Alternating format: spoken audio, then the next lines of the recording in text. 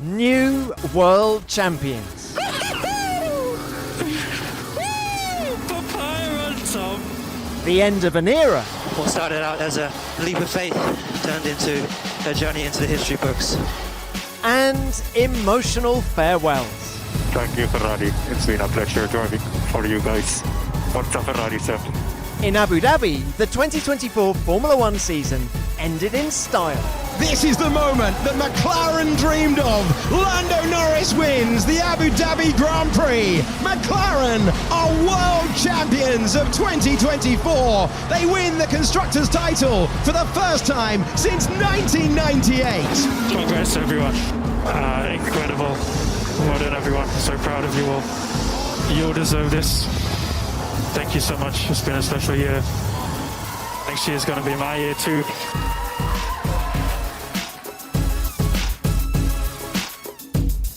Welcome to the Yas Marina circuit for F1 Nation's review of the Abu Dhabi Grand Prix. I'm Tom Clarkson, and joining me in the paddock is F1 TV presenter Laura Winter and Sean Kelly, aka Virtual Statman. Guys, it's the end of a long season.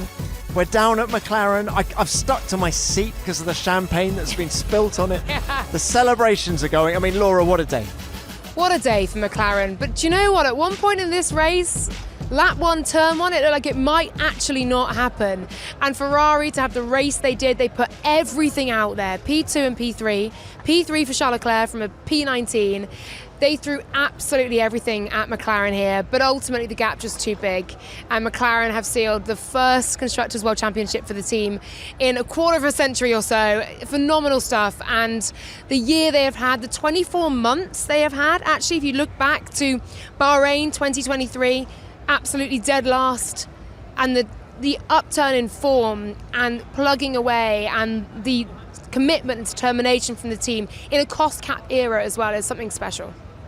Yeah, absolutely. I think what stuck out for me today actually was not so much the start of the race, but at the end of the race. I thought it was a very classy gesture of Ferrari, the Ferrari mechanics to come over and congratulate the McLaren mechanics. I mean, we've had a lot of, shall we say, more testy encounters in Abu Dhabi down the years, so it was nice to see a very friendly encounter, sort of made the best team win sort of attitude. But Sean, that's the paddock. I mean, Mattia Binotto has just walked past us, gone into the McLaren hospitality area to congratulate the team.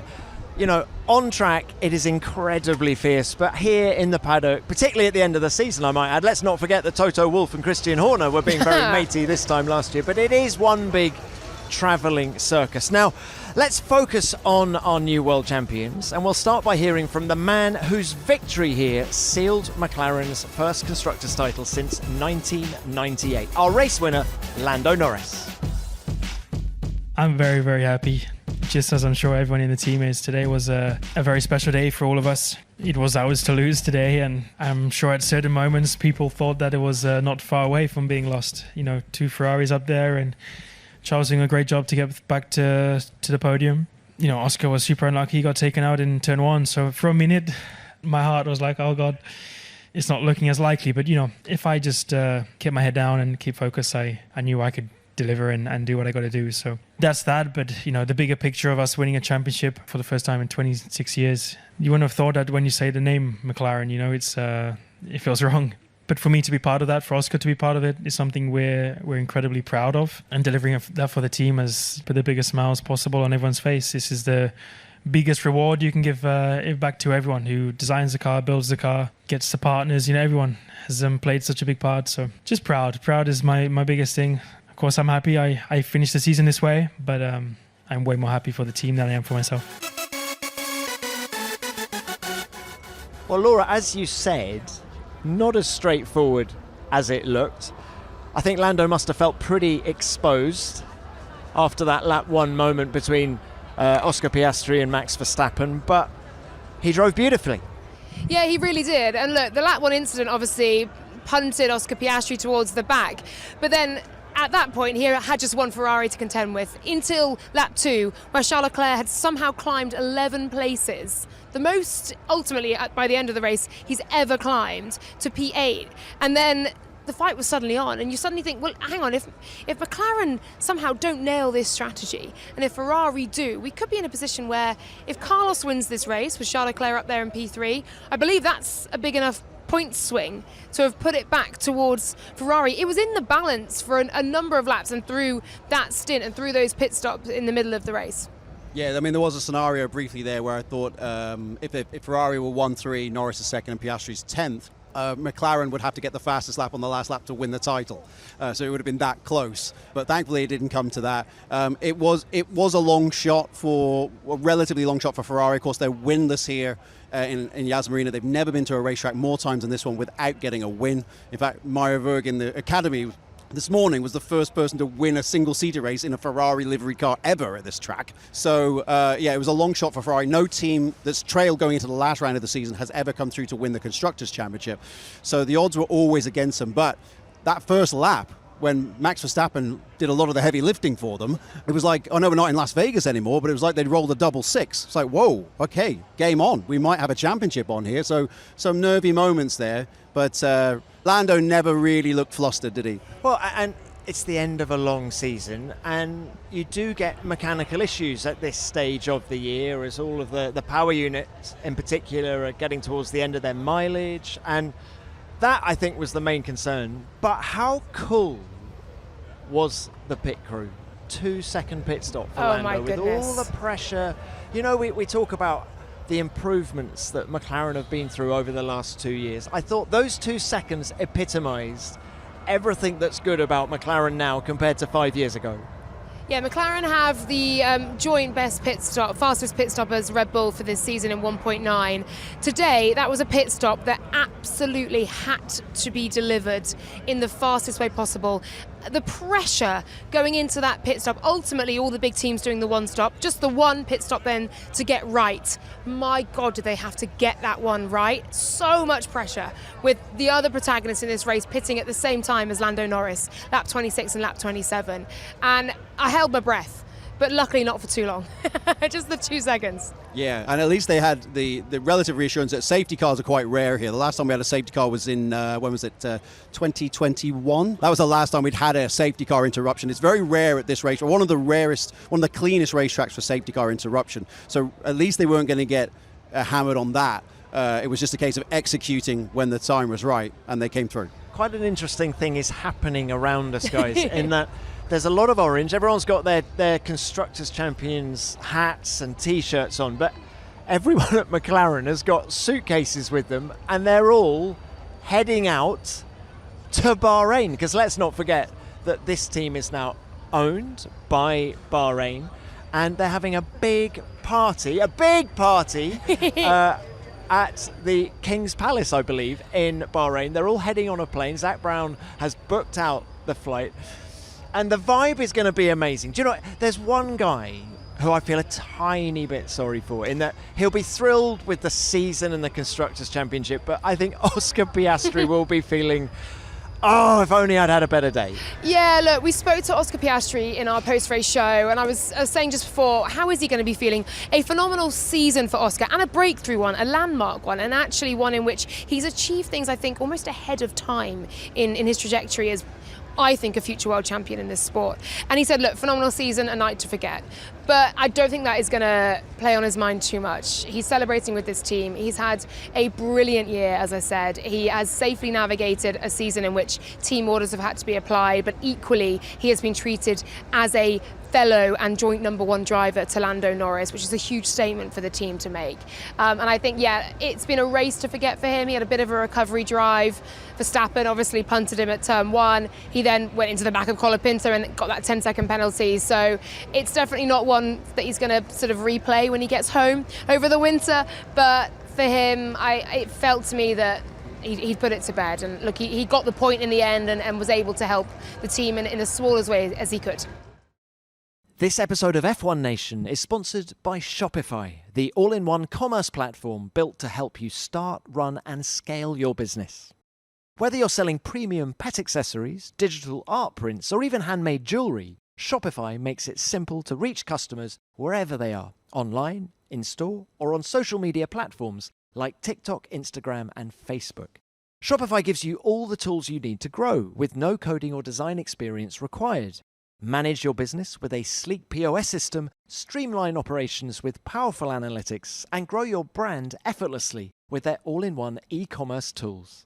Plus, their award-winning support and resource library are always on hand to guide you every step of the way. It doesn't matter if you're launching your first product or scaling to new heights.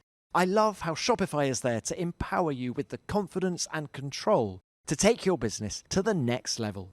It's time to get serious about selling and get Shopify today. This is Possibility, powered by Shopify. Sign up for a £1 per month trial period at shopify.co.uk/nation, all lowercase. Go to shopify.co.uk/nation to take your business to the next level today. Shopify.co.uk/nation.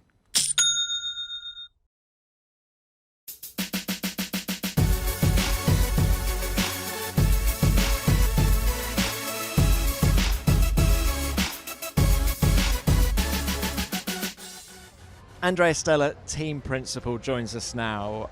What's the overriding emotion for you? Relief, happiness? Well, the emotion is, first of all, is intense. It's actually a fatigue when you win a championship. But above all, is I'm just happy for our people. You know, seeing the celebration in the garage, seeing how much everyone was willing to achieve this incredible result.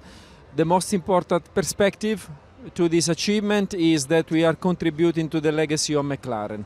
We are contributing to a success that was missing from 1998, and we were kind of aware that a success would have made history, and we wanted to be part of making history.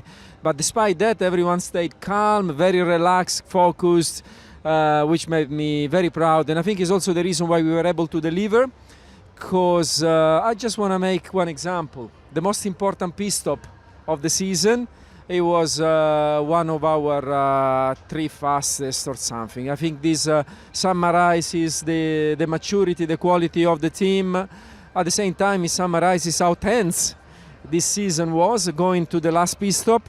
And I would like to express my congratulations to Ferrari, because I think over the season there wasn't much to pick between Ferrari and McLaren, and it was more a matter of details, and it was such a close finish. And I'm sure in the future this is a battle that we will see again. 2025 then, obviously you'll be desperate to back this up, but you've got 2 brilliant drivers. Lando Norris tonight with a champion drive, but Oscar Piastri equally has had a coming of age year as well. How do you balance this heading in to a season in which you are the defending champions? Well, in our conversation this morning we said let's get this job done, because if we get this job done, I think this is going to elevate even more the belief of the team, the level of the team, and the team will be able to give you a car for you guys to compete for the Drivers World Champion. Definitely we go into 25 with this mindset, with this ambition, but we know that for the level of Formula One nowadays, you need to do an exceptional job. You need to raise the bar, as we keep saying internally, and that's our mindset. There's a part of me already thinking of 2025, but I know that we need to do better than what we have done so far, because our competitors are very strong. Andrea, not tonight. Please tell me you're not thinking about 2025 tonight. That's my nature, though. You know, like it will be 1% of my thoughts. Let's say like this. Have a great time. I know you've got to go. Thank you very much. Many congratulations. Have the best party as well. 1% of Andrea Stella is going to be thinking about 2025 tonight while they're on the plane and partying with the King of Bahrain. That's champion mentality, isn't it? Though you've got to always keep one eye looking ahead. And I actually saw Fred Vasseur outside the hospitality. I went up to him, and you have that weird moment where you're not sure whether to say congratulations or commiserations, and I sort of said both to him, and he said, oh, it's not tonight that I won't repeat the word he used, but it began with F. It's not tonight that we messed up. And he said it was Spain, Canada, Silverstone. He's already thinking back to where they drop points, to where they've lost this. He'll be looking ahead to 2025 as well. F1 never stops, does it? It doesn't give you a second, really, to rest on your laurels, and he will absolutely enjoy tonight. Andrea Stella will have a great time, but you can be sure that by maybe the following Monday, he'll be looking ahead already. I just love the way that man goes motor racing. Every time I speak to him, I don't know whether you guys are the same, I feel I learn something new. He's very calm, very passionate, very human, but just knows everything. He leaves no stone unturned. Sorry for the cliche, but he really does. And I love the way he went straight in for that pit stop, because it did summarise in the pressure of the moment. And I hope he relaxes just for a nanosecond. And I love too the contrast between Andrea and Zach Brown. Zach Brown is the bravado of Zach, the money man who's on the podium and shouting. You could see the elation in Zach, couldn't you, on the podium, whereas Andrea is much calmer. He's the guy on the pit wall that you want, isn't he? I think back to that first race in 2023 in Bahrain, when the car wasn't very competitive, like worryingly uncompetitive. And I remember Andrea Stella not really offering up any excuses, or trying to fob us off with, oh, it's this, that, and the other, nothing to do with me. That stuck out with me, particularly as they started to climb the grid. I mean, we all remember that Austria upgrade they had last year, which seemed to revolutionise the team. And we've all, those of us who watch Formula One with any regularity, we always hear about, oh, there's an upgrade coming which is going to blow everybody away. And I treated that with a lot of cynicism. And I remember Mika Hakkinen saying, this will beat Red Bull. And lo and behold, here we are. I remember that Mika comment, and I think it was mid-2023, and they were nowhere, and it was a torrid year. And we all went, what on earth is Mika talking about?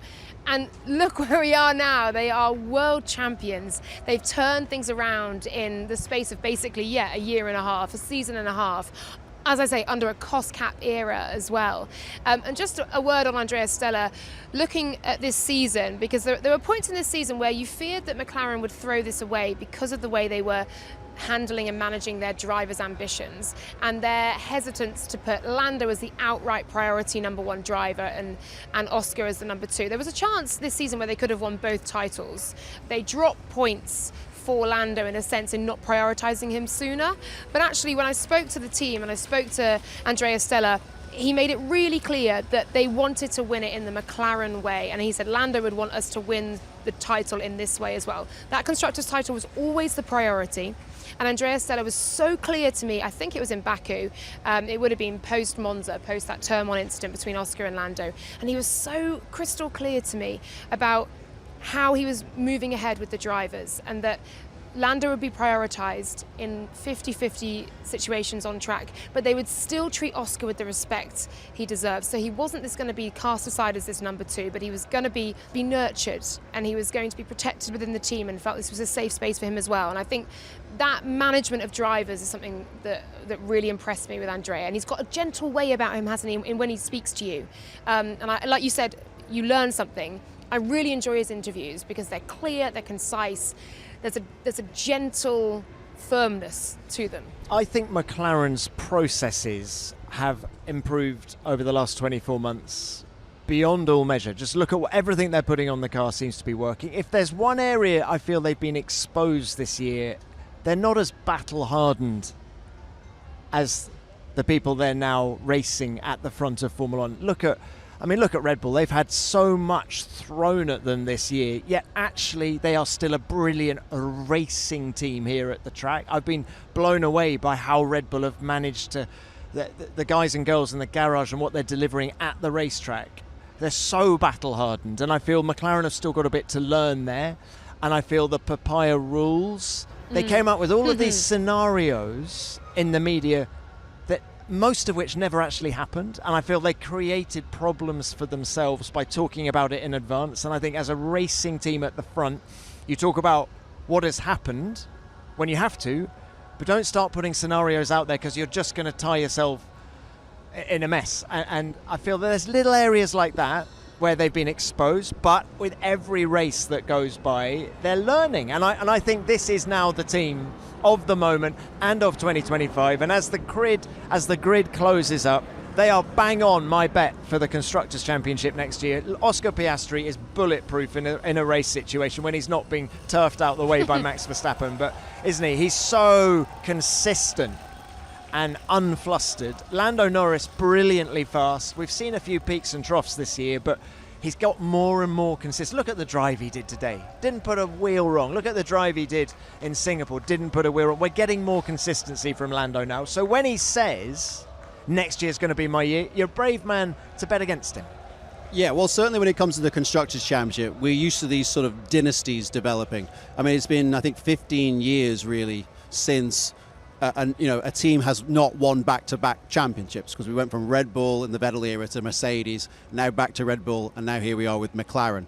So you would certainly suggest that we would expect a continuity in that department. I think the big thing for me is the development of Oscar Piastri, because this year, although they've been very close in races at times, I mean, Norris put him in the shade in qualifying. He out-qualified him 20-4. That's a worse record than Lance Stroll and Fernando Alonso. And Lance Stroll gets a lot of stick all the time.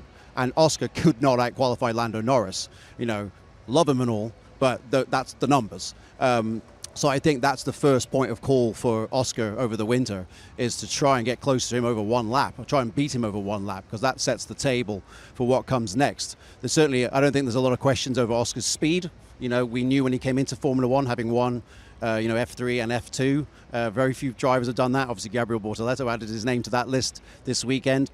But Lando is obviously blazingly quick over one lap, and that to me would be the thing that Oscar needs to address in the off-season.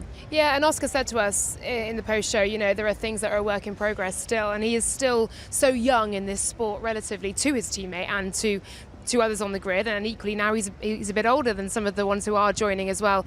I think to your point, Tom, as well, about that management of the drivers throughout the season and the kind of strategy calls, and McLaren being less battle hardy than Red Bull, I think that probably has been maybe their weakness, is that, and I think this is something that both Zach and Andrea have said to me through the season, is that they weren't used to winning. They weren't used to being put into winning situations where they had to pull the trigger and make the crucial calls from the pit wall that put them in the winning position to get the race result over the line. And I think that has been something that has progressed through the season, and we saw from Baku, Singapore, we then saw, of course, here as well, just cooler heads on the pit wall, which is really important. It's definitely a learning I think they've taken on this season.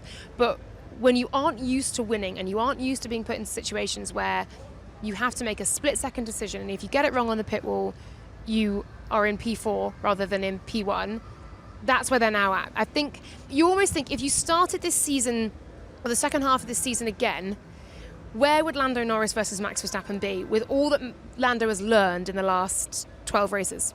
That's something in a parallel universe somewhere I'd like to know the results of. Laura, I can't wait to see Lando and Max going at it wheel to wheel next year. Or Lando and George, or George and Max. Dan, or honestly, you were talking about Max, yeah. And I just think, you know, that's where I think Lando will put his hand up and say that's where he's come up short this year in their wheel to wheel battles, and I can't wait to see. I do think there will be an accident at some point where he just goes, sorry Max, you're not coming through, or no, you're not going to push me wide. We saw a bit of that in Austin, right? We saw a little bit of Mexico as well, where actually Lando put himself in a position on the track where he wouldn't move the inch he probably needed to make sure that he wasn't run off or Max didn't make contact. I think he is putting himself in positions on the track where he's trying to say to Max, this is my piece of tarmac. I love Max because he will always go for an opportunity. We saw it at turn one in this race. Even with the championship done, like, oh, I can come up the inside here. It didn't work out. But you always know he's good for having a go at it. Will next season, if he doesn't have an advantage, if McLaren come out of the gate as well as they did the second half of this season, will Max be forced into a situation where he has to go, is this worth me fighting over? Do I want to bank the 18 points for second place or risk 0 points in a collision to try and win it? And we haven't really seen Max have to do that very often lately. And penalty points, because Max got 2 today in that collision with Oscar Piastri. That takes his total to 8. And the first don't expire until June next year. And he joked in the pen, I think I saw, that hopefully they'll come in time for his paternity leave and he can have a race off. For goodness sake, he's just another level, isn't he? But that's something to contend with, that actually, will we get to a point where we see Max with a race ban? There's 2 more contact incidents like that we've seen tonight, season with a race ban, and we've got a lot of races before June. I can't see him doing anything different as well. he's not going to change his driving style, is he? No, that's You heard him on the race radio today. Why do they give me 20 seconds next time? I think he then used the word idiots. They were Made just his feelings clear. yeah, and they were just applying the rules, actually, Max. Look, now this title means a huge amount to everyone in Woking, but particularly the man who's come to join us now, Mark Norris, the Director of Commercial Trackside Operations here at McLaren. You were here 26 years ago when McLaren won the last title. I mean, what does this one mean? Well, it's been a long time coming. It's incredible. Someone actually showed me a picture this weekend of it in Japan when Mika crossed in the line, and there's a picture of me standing over the pit wall cheering when we won both the drivers and constructors that year. And it's just amazing. I knew we would get back there and win again, but I didn't think it'd take us 26 years. So does this one feel sweeter somehow because it's taken so long? It just feels super special, you know. Words can't describe what it is like when you're called world champions. And, you know, winning races is one thing, but being a world champion, it just takes it to another level. It's just so proud of who we are, what we've done, what we've achieved, and the people that work for McLaren, not only just here trackside, but also back in the factory as well. All of the sponsors, everybody that's part of made what today has happened happen. Has there ever been a moment in the last quarter of a century where you've actually doubted it? I mean, 2017 when you finished P9.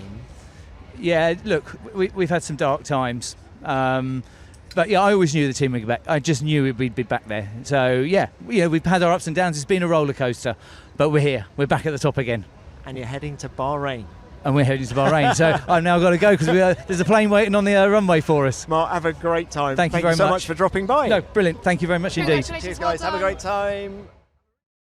Before we continue with the show, just a quick word to say that I'm delighted to be partnering with AG1 on this episode of F1 Nation as we wrap up the 2024 season. And what a season it's been! Travelling to some of the most thrilling races around the globe and watching incredible moments unfold. Staying sharp and healthy all year has been critical for me, and through it all, AG1 has been my ultimate companion. During race weeks, it's easy to slip into bad habits, quick meals, late nights, and early starts. But AG1 helps me feel balanced and ready to tackle the day. AG1 is the easiest way to invest in your health every single day. I just grab one of their travel packs, mix it with cold water, and get a boost of vitamins, minerals, probiotics, and adaptogens that my body needs. It's been a lifesaver for supporting my energy, digestion, and focus, especially with all the time zones and non-stop action this season. And when you've started your day off on the right foot, it feels so much easier to keep up the momentum. So that's exactly what I'll be doing during the off-season to set me up for 2025 too. So this holiday season, try AG1 for yourself or even gift it to someone special. It's the perfect time to focus on supporting your body with an easy and surprisingly delicious daily health drink. And that's why I'm so excited to be partnering with them. And AG1 is offering new subscribers a free $76 gift when you sign up. You'll get a welcome kit, a bottle of D3K2, and 5 free travel packs in your first box. So make sure you check out drinkag1.com/nation to get this offer. That's drinkag1.com/nation to start your new year on a healthier note.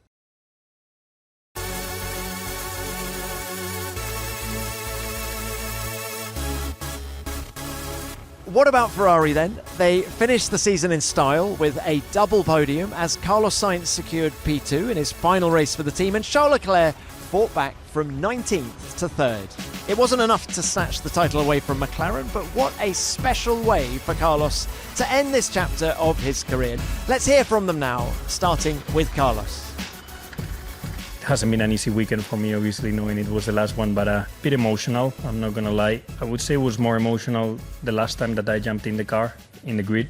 I knew that was obviously gonna be my last race with the group of people that I've enjoyed these last 4 years. The last time that I would jump in a Ferrari car, probably, and I was just feeling emotional, and I tried to remind myself to try and enjoy the race as much as possible and to give the absolute maximum for this team.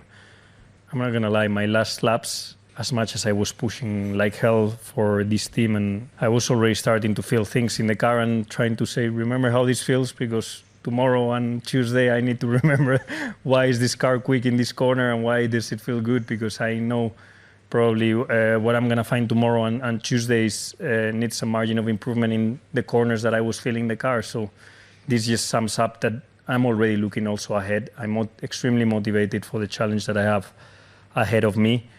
Today is a day to try and enjoy as much as possible with the team as my last day in red. We still have some days in Maranello coming up, but obviously my competitive mind is already looking forward to Monday and Tuesday and to see how I can make that Williams car faster. Carlos, thank you for that. Charles, let's come to you now.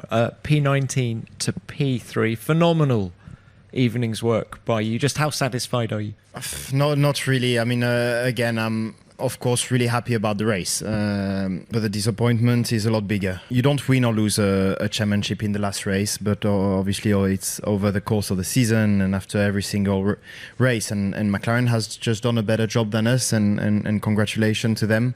But it obviously hurts when you get to the last race. You know there's an opportunity, but after such a good first lap, the hopes were high, and we just came short of our dream, which was to win the Constructors, so it hurts. Charles, just bigger picture, McLaren have clearly done a great job this year. How happy are you with the season that Ferrari has put together? I'm very happy because the first part of the season wasn't easy. We were definitely not the fastest car. We were actually struggling for performance. The second part of the season, we've done an incredible job, mostly for improving the car in terms of pace. We've picked up a lot of pace. We were a lot closer to the guys in front, and actually on some races we were probably the fastest car, which this is thanks to the team in Maranello, thanks to Carlos, thanks to me and the team back at the track as well to have done such a great job with the new upgrades. But I think the highlight of this season has definitely been the execution. Because to be fighting for the Constructors at the end of the year until the very last race, if you look the performance we've had in the first part of the year, that's where I think we've done a particularly good job. So on that, I'm very proud. Bittersweet, isn't it, for Ferrari? They've done absolutely everything they could tonight. I think, as I mentioned earlier, Fred picked out a number of races in which they dropped the ball. They took the car in a direction it absolutely couldn't go in. They had to bring that back. They had to find an upgrade that worked. They had to get going again. They had that peak in Mexico. Please don't play in the audio here of me going, they're going to be world champions, because I hold my hands up and say I absolutely was wrong. They were not, although it was close at one point. There was a chance in Qatar where we could have wrapped this championship up early. They fought and fought and fought. They brought it here to Abu Dhabi, but just come short. And you heard how much it meant to Charles Leclerc on the radio. Even in the dying laps, he was saying, if we stay like this, are we the champions? No, you're not. No, you're not. And then the expletives, he's gutted. You saw him after getting out the car as well. They fought and fought so hard this season. And for Carlos, actually it's gutting, isn't it? Because what a way that would have been for him to seal his career at Ferrari and to move to Williams, knowing that he's going there as a champion. He's a runner-up now. It's still fantastic. He's won a number of races in style, but it's gutting for Ferrari. But as I say, it's not tonight that they lost this. Well, Laura, you weren't the only one who thought Ferrari was going to be the Constructors' champions. I remember Tom and myself talking in Austin about this and thinking, maybe Ferrari are the favourites now. Ultimately, it hasn't happened. I think that's the beauty when we look back at this season in retrospect, is how it swung. It didn't just swing back and forth between two constructors. And when we had four constructors, and it was like a merry-go-round, it's been fantastic second half of the year. For Carlos, second place, I don't want to be a doomsayer. That may have been Carlos Sainz's last podium in Formula One, because you're going to Williams. Well, there's one train of thought that, okay, you're being realistic. But remember, McLaren were in Williams' situation not so long ago. So perhaps, Carlos Sainz's move will look inspired down the line. Right now, you're thinking, okay, he might have to wait a little while. But Charles Leclerc had a great day. 16 positions gained. That's the most positions Charles Leclerc's ever gained in a Grand Prix. So, from 19th on the grid, at the start of the race, we thought this situation's hopeless. And then very quickly we thought, maybe it's not over yet. So they did at least give McLaren a scare more than they thought they were going to get. And what about Carlos? Already thinking about Williams in the closing laps of his final race for Ferrari. It sort of shows that winning mentality he has and the work ethic, and how, James Vowles has said many times this year how Carlos improves every team that he drives for. And when you think that he's already thinking about Williams whilst he's still in a Ferrari, you can sort of start to understand it, can't you? They have absolutely no chill, do they, F1 drivers? They're already thinking about 2025 and half an hour on the regs in 2026. But that's a pretty amazing thing, and also just once again highlighting the capacity these F1 drivers have to have those thoughts while they're hurtling at 200k an hour around this track. But no, I mean, is already looking ahead to Williams. And on paper, as things stand at the moment, yes, you would say this could be Carlos Sainz's final podium. But given that mentality, given the presence of James Vowles there, that I think the rivalry, the competition that will happen between Alex Albon and Carlos Sainz, because that's a really strong driver pairing. Best driver pairing in Formula One, if you listen to James Vowles, Laura. If they have the car beneath them, it well could be. Yeah. You can't say it's impossible that we'll see the Williams begin to just reboot and grow once again, and it needs that from the position they finished this season in, because it's been a really torrid run of races for them. Yeah, I'm not running down Williams' ability to come back and win the Constructors' Championship. We should remember that Williams' last Constructors' Championship was the year before McLaren's last Constructors' Championship. So it is possible to rebound from these things, and we saw how quickly McLaren were capable of doing it last year in the face of our personal cynicism that they could do it. They did do it.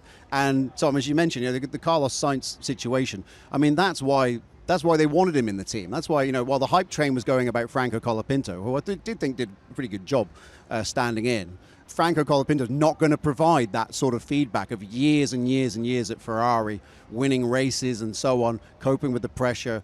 It's going to be a big psychological upgrade, as well as a technical one and a driving one. We've eulogised already about McLaren. What is our feeling as a team about the year that Ferrari have constructed? I thought it was interesting on our preview show to this race. Pedro de la Rosa was saying that he thinks actually Ferrari, with the car they've had, have constructed a better season than McLaren have with the car that McLaren have had. McLaren have had the fastest car, Ferrari haven't, apart from very select races. Do you agree with that? Do you think they could be proud of what they've done in Maranello? I think that's an excellent point that Pedro makes. He makes some good points, doesn't he, does Pedro?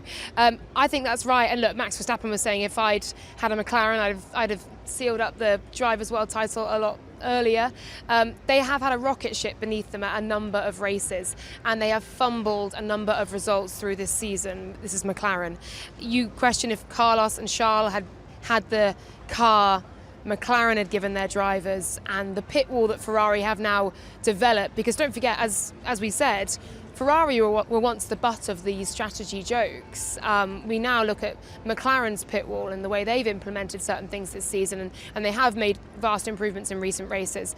But you question whether McLaren should have had this wrapped up sooner, whether this could have come to the final race if perhaps they'd implemented, as I mentioned earlier, some of those winning ways and getting used to winning again and knowing how to pull the trigger and be ruthless.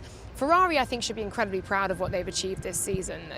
They will be probably 90% proud and 10% furious about it, because they're born winners and want to win, and it's in the Ferrari blood, and they've not won either since 2008. So it's it's a funny one, but it's a good point by Pedro that actually, as a whole this year, I mean, on paper, Lando Norris has beaten Charles Leclerc. Yeah, I think it's funny that Ferrari was strong contenders for this Constructors' Championship and yet never led it at any point. It was only Red Bull and McLaren who led it. So, I think it was a good job. And again, it's part of this swings and roundabouts. We're so used to two teams battling out for a championship. And this year we had three and a half at times early on. I think they can be reasonably content. Some of the howlers that you mentioned, putting Leclerc on dry tyres in the wet in Montreal and wet tyres in the dry in Silverstone, it's like, okay, I do feel like in the second half of the season that went away. The propensity of Ferrari to drop a clanger. Perhaps that's the Fred Vasseur effect. Maybe 12 months from now we'll be sitting at this table saying what an effect Fred Vasseur has had at Ferrari. Laura, you mentioned Charles, and yes, he's finished behind Lando Norris. They're both going to be going to Kigali in Rwanda to pick up their trophies later in the week. But it is still Charles' best season in Formula One. Let's not forget that. 13 podiums. He's won at home in Monaco. He's won the Italian Grand Prix at Monza. I feel he's made progress as a driver. We've seen more. We talk about consistency a lot, and I feel we've seen more consistency from Charles this year. If there was a trophy for wins that made the most fans cry, Charles might have won that one. Monaco, obviously the meaning behind that, the emotion behind that, and then to win in a Ferrari at Monza, making the one-stop work. It's poetry. It's beautiful, isn't it? I'm welling up. I know. Don't, because I already have cried today, so I need to just keep it together. But no, Charles Leclerc, he had to have this kind of season, though, no? He's going to have a 7-time world champion, Lewis Hamilton, lining up alongside him next year. He absolutely has to be able to stand tall against Lewis. Yes, he's Ferrari's prodigal son, and yes, he's the number one driver in that sense. It was never going to be Charles who was going to make way for Lewis, was it? But he's got to now go wheel to wheel with Lewis Hamilton. Around the outside goes Lewis Hamilton in the left-hand side of your screen, and he's roared around the outside to take fourth away from George Russell. What a move! And that's the end of an era. Got to say, mate, it's been epic work of a year. Lewis, that was the drive of a world champion. We dreamed alone, but together we believed. What started out as a leap of faith turned into a journey into the history books. I love you guys, I really, really do. We love you too, and you're always going to be part of that family. And if we can't win, you should win. So Lewis Hamilton fought back from P16 to finish P4 in his 246th and final race for Mercedes. So after winning 6 of his 7 World Championships and 84 races with the team, scoring 153 podiums and 78 poles, how does he feel now the most successful era in Formula One history is over? To be able to come back through at the end to 4th, I'm really, really, really happy with that, and mega job for the team. And it's the last time I'm going to be in a cockpit with a Mercedes, you know. So just trying to enjoy that moment, because it's like it's history now. All my races, they've all been powered by Mercedes, and all the success we've had. And so I just sat there to think about all that and really contemplate just how great a journey it's been. I know you've got some fun stuff to look forward to, but how much are you going to miss this team, this family? I'm going to miss, I can't tell you how much I'm going to miss them. It's going to be a huge amount, because I've worked with them every day for the past 12 years. So, but there's a lot of love within this team, and that's not going anywhere. Many people thought it was a mistake, him leaving McLaren and joining Mercedes. How wrong we all were. What do you, Laura, feel about him leaving Mercedes and going to Ferrari? It was the bombshell news, wasn't it, that sort of served as a catalyst for what ended up being the most topsy-turvy, upside-down rollercoaster season we've had. I've loved it. I enjoy it as a storyline, and I think every Formula One driver will want to drive for Ferrari at some point in their career. Mercedes have seemed at times over the last, let's be honest, since 2022 and the new regs, rudderless. They've seemed directionless. The car has the narrowest operating window, really, and Lewis Hamilton has not been getting on with that car at all. George Russell has been able to extract something from it in recent races and through the last 2 seasons. And in the end, actually, Lewis Hamilton has had more points, scored more points for Mercedes than George Russell in their time together, courtesy of that 4th place today. They came in equal on points. It feels to me time for Lewis to move on. It feels like it could be the perfect closure to a storied career. A win in Ferrari, dare we dream, an 8th world title for Lewis Hamilton in red, driving for Ferrari, or even winning the Constructors Championship for Ferrari would be a wonderful way for him to close out the career, rather than it fizzling to this sort of nothingness where a 7-time world champion is delighted with P4. You know, a Lewis back in 2021, that's not the mentality he'd probably have had. From P16, I think he would have been. Correct, it's a recovery drive, correct. But do you see what I mean? Yeah, I do. I think it feels time for me that Lewis feels ready to go. What did you think of him wearing red when he came into the track? Good question. I thought it was a very good colour on him. Why? What were you suggesting? He's sort of worn, I think, silvery black into red through the weekend, so he's kind of expressing himself, as he does through his fashion. We know he loves to do that. He's sort of showing the transition symbolically, isn't he? I don't think if I was part of the Mercedes team, I'll be honest, I'd have loved it. I'd have possibly felt maybe a little put out by it. It was quite the statement, wasn't it? It's an interesting one. Yeah, indeed. And moving to Ferrari, on the one hand, if I judge this purely on statistical history, this could be the biggest dud in F1 history. Drivers over the age of 40 don't win races. One win in the last 54 years for a driver over the age of 40. Nigel Mansell. Very good. Adelaide, 1994. Next question. 2 points to the man to my right. Over 40-year-olds don't win races. And yet, we've seen Alonso come very close in the last 18 months. There are some out there who've said to me, is this going to turn into Nigel Mansell at McLaren, where, aging British hero joins team? No. And I said, I think you've got to bear in mind, we're talking about statistically also the most successful driver in the history of this sport. If anyone can go against the grain and smash the statistical records, this is the guy. So it can go one of two ways. And I think today reminded us again, there is no problem with him on race pace. He can still mix it. Yeah, for sure. I think he's had an incredibly difficult year. Yeah. All the time, he's known that he's leaving. Lewis is an emotional guy. He really is. He's not the cool, calculating Finn of Mika Hakkinen. No. He has always been incredibly emotional. A lot of it has been born out of passion, and you hear him on a slowdown lap.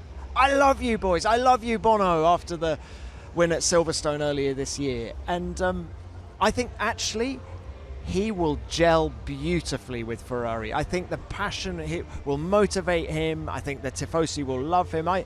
You mentioned, Laura, I think this is the perfect time. It feels right, doesn't it?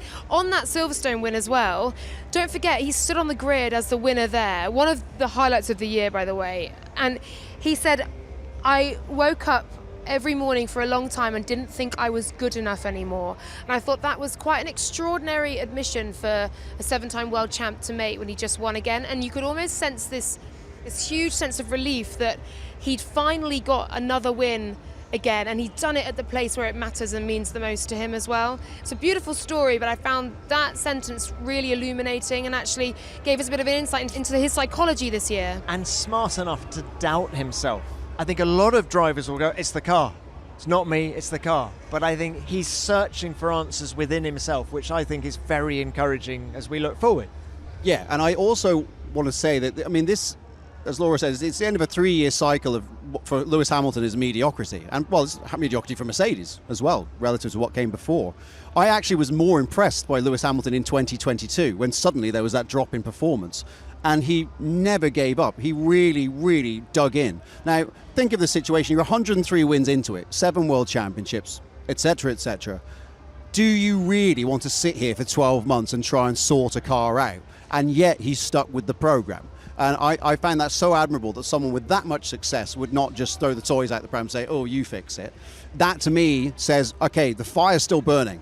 He's not going through the motion. Yeah, okay, maybe there might have been a little bit in recent weeks of thinking, okay, I can see the end of this era coming. But I'm sure he'll go into next season thinking, let's start again. Let's go back to how I was with a new perspective. And we saw in this race today, Lewis Hamilton can still race.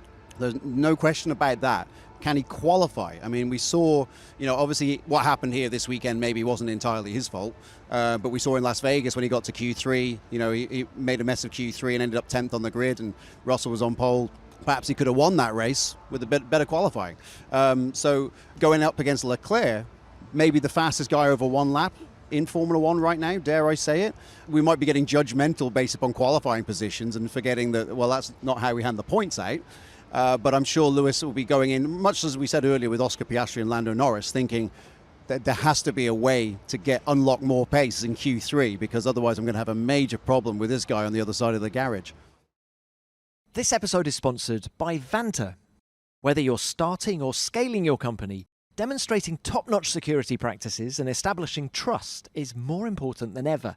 Vanta automates compliance for SOC 2, ISO 27001 and more, saving you time and money while helping you build that all-important customer trust.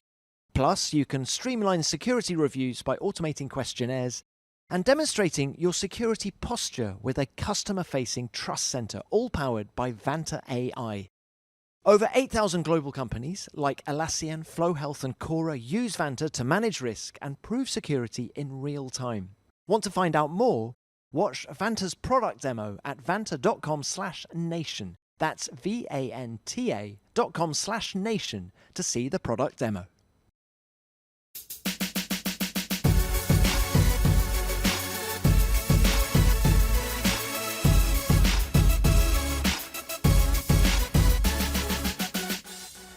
Well, as we head towards the end of the show, we have to mention the battle for P6. And what a great job Alpine have done. Yeah, talk about surprise package at the end of the year, popping up with that 2-3 in Sao Paulo that made all the difference. It was nice to see, certainly, for a team that's been through a lot, a team that was stone last at the start of the season. I mean, they were almost becoming a laughing stock, butt of the jokes, that sort of thing. And to see them turn it around. And that Sao Paulo result, obviously there was a bit of a tailwind attached, rode the luck a bit to get that performance. But there's been a lot of other performance lately that have been legit. Particularly Pierre Gasly's qualifying in recent weeks has been fantastic. I think Gasly's 3 best results of the season have come in the last 4 races of the year. So Alpine have seem to have weathered the storm and have at least climbed back out of mediocrity into competitiveness.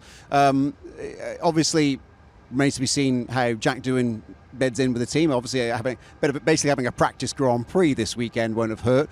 But it is nice to see a team, much as McLaren did at the start of last year when they were slowest, they've now righted the ship. Now, am I saying Alpine are going to win next year's Constructors Championship? I won't go that far just yet, but at least they're back in the game. The trend is upwards, isn't it, since they introduced that upgrade for the Austin Grand Prix. And you're absolutely right about Pierre Gasly. He's not only delivering over 1 lap, but I love the way he kept George Russell behind him in the Grand Prix here. He's a great racing driver. I feel these last 3 or 4 races is the best we've ever seen of Pierre Gasly. Yeah, I'm encouraged for next year. Yeah, I think, we saw, 2021, I think he had a great year with AlphaTauri. But certainly, again, it's another example. I mentioned Lewis sticking with the program when the chips were down. Alpine have had to do that all year. And it was great to see them duly rewarded. It must be great motivation for them to go into the winter time knowing that, okay, we are not stone last, the slowest team. We've made progress. What we're doing is actually making a difference. We're moving up the grid. Maybe happy days are here again. They'll be delighted, won't they? I think what I've loved about that battle for P6 is that we actually see the physical battles on track between Pierre Gasly and Nico Hülkenberg, and then when V-Carb were kind of in the mix as well, Yuki Tsunoda getting up there, Liam Lawson getting up there. We're seeing these battles out on track. Literally, as Gasly overtakes Hülkenberg and vice versa, the swing of points we're seeing physically play out. One word on Haas actually as well. They'd have taken P7, I think, at the start of this year. Ayo Komatsu came in and said, don't have any expectations. We are stone last, we are nowhere. And they have fought back and fought back and fought back, and they've steadied the ship at Haas, and they've come out with a P7. I think it will sting initially, to lose out by a small margin, but ultimately I think they will be delighted that P7 is where they will start next season with a brand new driver lineup. You know what stung for Nico Hülkenberg tonight? Pierre Gasly moved ahead of him and into 10th in the championship. No Alpine driver was in the top 10 in the championship for the entire 2024 season until tonight. And Pierre Gasly, with that late run, pipped Nico Hülkenberg to 10th in the championship. Haas have only ever had a driver finish in the top 10 in the championship once, and it's still once as of now. And Hülkenberg did say, actually, coming into the weekend, that we've won already, even if we finish P7. It's been a great result for the team. Now, on the topic of any other business, let's talk about a few other drivers. Another bad day for Sergio Perez, the first retirement of the Grand Prix, and we sit here tonight in the paddock wondering if we've watched him race his last Grand Prix. Yeah, I know. Going into this, that was very much the thinking. The team weren't making it clear. They're obviously having this meeting on the Monday after Abu Dhabi about his future. Perez has been pretty bullish in response to questions about his future in recent times, and sort of saying, I have a contract for 2025, I will be on the grid for 2025. And that's kind of been his steadfast approach and his response. I think Lawrence Barretto spoke to him in the pen, and he tweeted out saying that it's the first time he's heard him waver on that after tonight. And the quote here says, at the moment, it's all I know on whether he has a seat next year. I've got a contract to drive. It will be down to reaching an agreement, hopefully, see what the team wants to do. I think that's the first time we've heard it be a little bit less than certain from Perez himself. Reach an agreement? They did that back in June, I thought. Exactly. It now seems... I think the gossip around the paddock is that Liam Lawson will be in that seat and Isaac Hadjar will move into the V-Carb. That is what people are saying tonight. We know that the world of F1 can move very quickly, because a few weekends ago, Tom, we were saying that Franco Colapinto will be driving for VCARB. So we know things move very quickly, and it's a bit of a revolving door, but it isn't looking very good for Perez. And I think the regret that I would have there is that Sergio Perez, if that is the decision the team are going to make it yesterday, and give him the send-off and say this will be his last race, and let him say goodbye. He's an 8-time Grand Prix winner. He deserves a bit more than just fizzling out over the winter, you know? Rewind to Singapore. Daniel Ricciardo leaving exactly. VCARB. We had exactly the same conversation after that race. Well, could it be that Checo hasn't agreed to a send-off? I mean, maybe he had some influence in that, and that, hang on a minute, this isn't my send-off. We haven't reached an agreement, whatever that agreement's going to be. I would say that as much as I admire Checo, I think he's a great guy, and as much joy as the Mexican fans have brought to F1, the writing is on the wall. I mean, there's no really way to sugarcoat it that his performances really have cost Red Bull a Constructors Championship. And much as it was with Valtteri Bottas at Mercedes, when they were the best team and they were finishing 1-2, there's no need to change anything. And of course, Red Bull were 1-2 in the championship last year. But when it starts to be 1-7, you know, you start to think, well, we can't really tolerate that performance for too long. So I understand why Red Bull are thinking, well, it might be time to change something here. Maybe it won't change anything. Maybe Liam Lawson will get in the car and find the exact same problems. It's not like Pierre Gasly and Alex Albon haven't got anecdotes along those lines as well. But it's probably time for a change. So the top 10 looked like this. Norris won his 4th race of the season ahead of the Ferrari pairing of Sainz and Leclerc. Hamilton was 4th in his final race for Mercedes ahead of teammate Russell in 5th. World champion Verstappen was 6th ahead of Gasly in 7th, Hülkenberg 8th, Alonso 9th and Piastri 10th. The top 10 in the Drivers' Championship ended like this. Verstappen was crowned 2024 World Champion back in Las Vegas, but Norris confirmed his P2 here in Abu Dhabi ahead of Leclerc in 3rd. Piastri finished 4th, just 2 points ahead of Sainz in 5th. The Mercedes pair were 6th and 7th, Russell 22 points ahead of Hamilton. Perez was 8th, Alonso 9th, and Gasly's P7 in the race leapfrogged him into the top 10 for the first time this year. In the Constructors' Championship, McLaren have ended a 26-year drought to be the top of the pile, coming home 14 points ahead of Ferrari and 77 points ahead of Red Bull in 3rd. Mercedes have been locked into 4th for many months, as have Aston Martin in 5th. And Alpine have won the battle for P6, coming home 7 points ahead of Haas in 7th and 19 points ahead of VCARB in 8th. Williams ended up 9th and Sauber were 10th. The moment has arrived for the Brazilian driver. Gabriel Bortoleto is the Formula 2 champion of 2024. Back-to-back titles in F3 and F2 for the boy from Brazil. He's heading to Formula 1 as the champion. Let's go! Let's go! Thanks for the season, man. That was amazing. Gabriel Bortoleto is the 2024 Formula 2 champion after finishing P2 in both the sprint and the feature race here in Abu Dhabi this weekend. With just half a point separating him and title rival Isaac Hadjar going into the weekend, this was the closest title fight in F2 history. But a problem for Hadjar at the start of Sunday's feature ended his hopes. So how does Gabriel feel to have got the job done? F2 champions. sounds good, and super proud of that. F3 and F2 in a row has been a big achievement for me, and I think a dream since I was a kid to do well in junior formulas and get to F1 like this. I couldn't expect anything better. What were your expectations coming into this F2 season? I mean, a top 3 was probably something that I kept in my mind as realistic. By having a very good progression, by having a good car with a good team, but winning a championship as a rookie is the same thing I said in F3 last year. You never imagine that. There's a lot of experience and very good drivers around with good teams as well. So you need actually to do a mega job to do that. And I'm proud that I can say we did it as a team. Did a mega job. And of course, all eyes on Formula 1 now. You've got big celebrations tonight, and then you're testing for Sauber on Tuesday here at Yas Marina, aren't you? Exactly. Testing with them. First official F1 test for me. yeah, let's see how it goes in F1. But I'm excited to do this step up and start learning new things. And what a great time to be joining Sauber. Bottas in particular going so much better this weekend. Points for Joe last weekend in Qatar as well.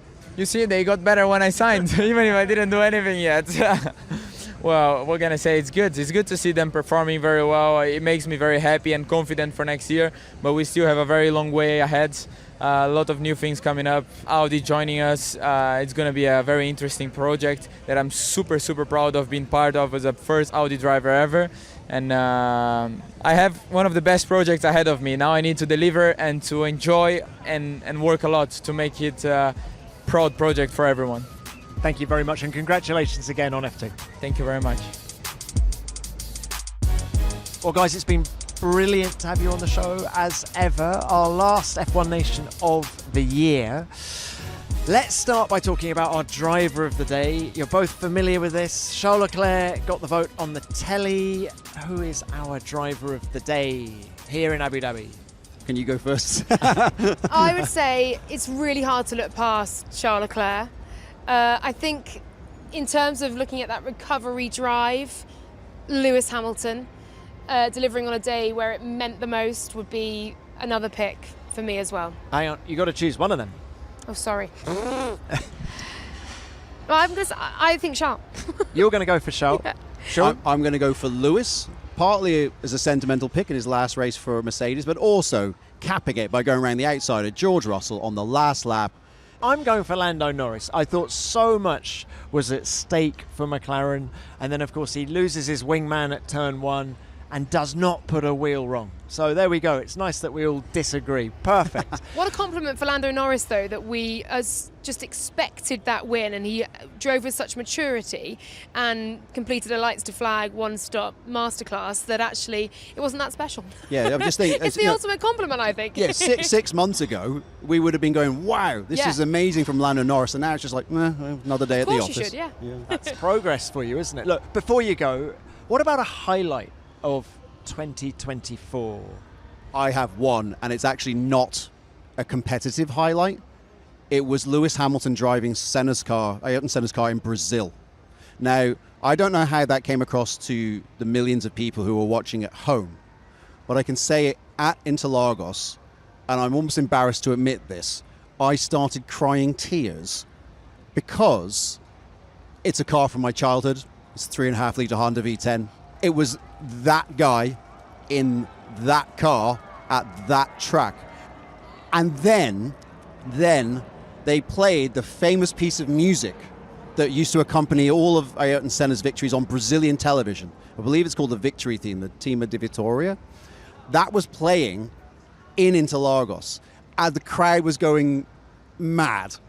And every 2 minutes, this Honda V10 McLaren would come past with the famous Hamilton helmet, which looks kind of like Senna, and then he'd have the Brazilian flag.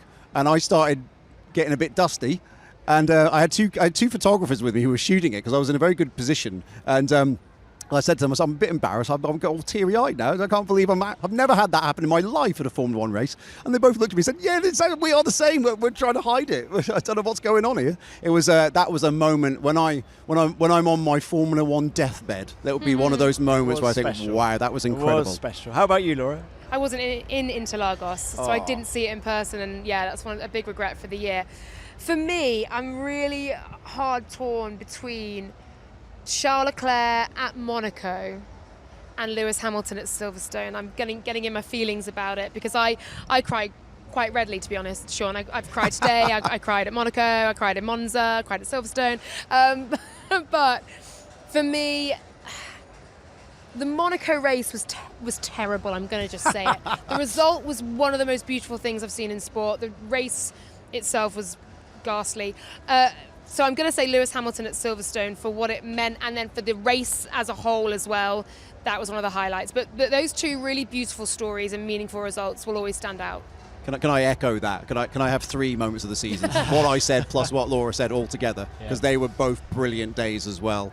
And seeing Prince Albert breaking royal protocol on the podium, spraying the champagne, because finally one of his subjects had won. Because of course he wasn't alive in 1931 when Louis Chiron was first across the line. Well, I'm going to doff my cap to our 2024 world champion and say what a brilliant race he did in Brazil. Yes. Yeah. P17 to the win in atrocious conditions. It was all happening in Brazil, basically, Sean, wasn't it? But that Sorry, Laura. Sorry, you missed that. I wasn't there. No, I was going to say I was hard picked to actually find a race. I was speaking about it, and we went through a number of them, and Brazil was up there. And it was probably because I wasn't there. I was just watching on telly. If I'd been there, I'd have been in bits. I'm sure. It was, and just Max was. He knew that was the moment he won the world championship as well. In reality, wasn't it? Quick one. What are we most looking forward to in 2025?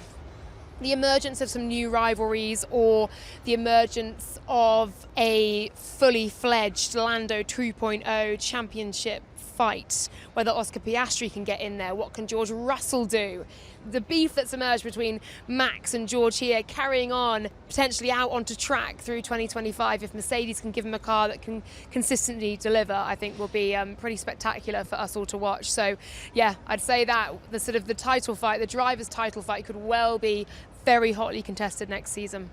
Well, I know I've sounded pessimistic a few times in my responses during this recording, but if we were to have the second half of this season as the first half of next season, we could be setting up just the most spectacular season in history, where it feels like, if that's every week, when we're thinking, okay, Ferrari dominate one week, and then Mercedes get it the next week, and then it's Red Bull, and then it's McLaren. That's happening every week. If we discount the first 5 or 6 races this year when Max Verstappen and indeed Perez, were basically in a league of their own, what a season we're going to have. I just hope that we get that. Now, I hear that from a lot of fans say, oh, it's going to be amazing next season.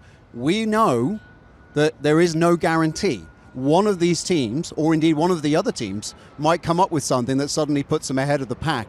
And we might not have that. I've told many fans in hospitality areas this year, drink this in now. There is no guarantee that it will be like this next year, but we hope it's like this next year. Yeah, and hey, Melbourne, Lewis in red.